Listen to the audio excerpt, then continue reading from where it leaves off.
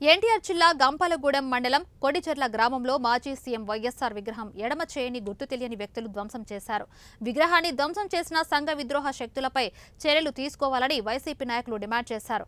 పోలీసులు దోషులను శిక్షించాలి, లేకపోతే లా అండ్ ఆర్డర్ సమస్యలు ఉత్పన్నమయ్యే పరిస్థితులు ఉన్నాయని ఎమ్మెల్యే నల్లగట్ల స్వామిదాస్ తెలిపారు. నేరాలు జరగకముందే అరికట్టే విధంగా పోలీస్ వ్యవస్థ రావాలని అన్నారు.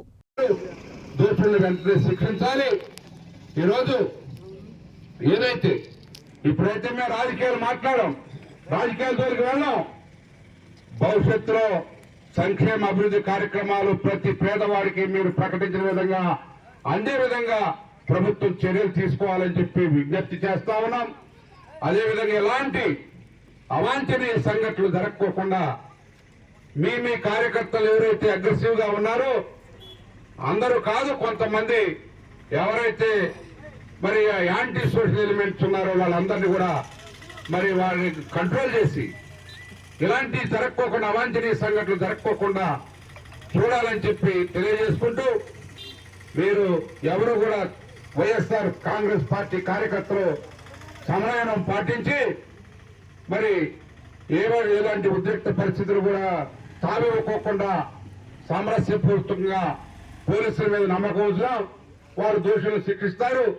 మనం దోషుల్ని మరి వారు ఏ విధంగా వారికి చేరవేయాలో ఆ విధంగా ఎక్కడైతే తెలుస్తుంది, ఈ ఊర్లో కంపల్సరిగా తెలుస్తుంది ఎవరు చేశారనేది.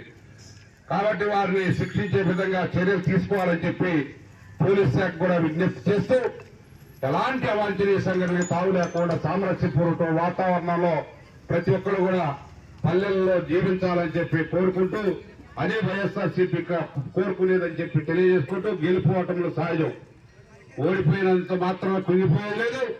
ప్రజల పక్షాన్ని నిలబడతాం. వైఎస్ఆర్ పార్టీ ప్రజల పక్షాన్ని పోరాటం చేస్తామని చెప్పి ప్రజలకు మేలు జరిగే విధంగా పోరాటం చేస్తుంది. వైఎస్ఆర్ కాంగ్రెస్ పార్టీ నియోజకవర్గంలో ఏ ఒక కార్యకర్తకు కూడా మరి ఏ ఇబ్బంది వచ్చినా వారికి అండదండలు అందిస్తూ ముందు కొనసాగుతాం. ప్రజల పక్షాన్ని నిలబడతాం. ముఖ్యంగా వైఎస్ఆర్ కాంగ్రెస్ పార్టీ కార్యకర్తలు అధైర్యపడొద్దని చెప్పి మనం ఒక కన్స్ట్రక్టివ్ గా ఒక నిర్మాణాత్మకమైనటువంటి ఆంధ్రప్రదేశ్ అభివృద్ధికి మనం సహకరిద్దాం. ఆ విధంగానే ముందుకు వెళ్దాం అని చెప్పి తెలియజేసుకుంటూ, జగన్మోహన్ రెడ్డి గారు ఒక పేదల పక్షపాతి.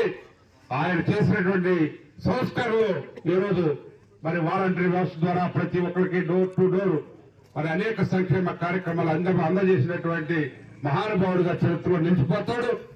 ప్రజల్లో గెలుపుకోవటం సహజం. ఎన్నికల తర్వాత ప్రజాస్వామ్యంలో అయినంత మాత్రాన కుంగేది లేదు. ఏదైనా సరే ప్రజల పక్షాన్ని నిలబడి వైఎస్ఆర్ కాంగ్రెస్ పార్టీ జగన్మోహన్ రెడ్డి నాయకత్వంలో ముందు కొనసాగుతామని చెప్పి తెలియజేసుకుంటూ, మీ అందరూ కూడా మరి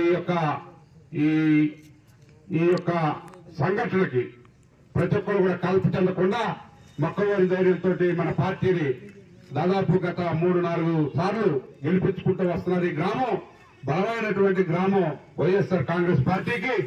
ఆ పార్టీ పరువు నిలబెడుతూ మరి సమన్వయం పాటించి ముందుకు కొనసాగాలని చెప్పి ప్రతి ఒక్క నాయకుల్ని కార్యకర్తలు కోరుకుంటూ మీ అందరి దగ్గర సెలవు తీసుకుంటున్నాను. Thank you.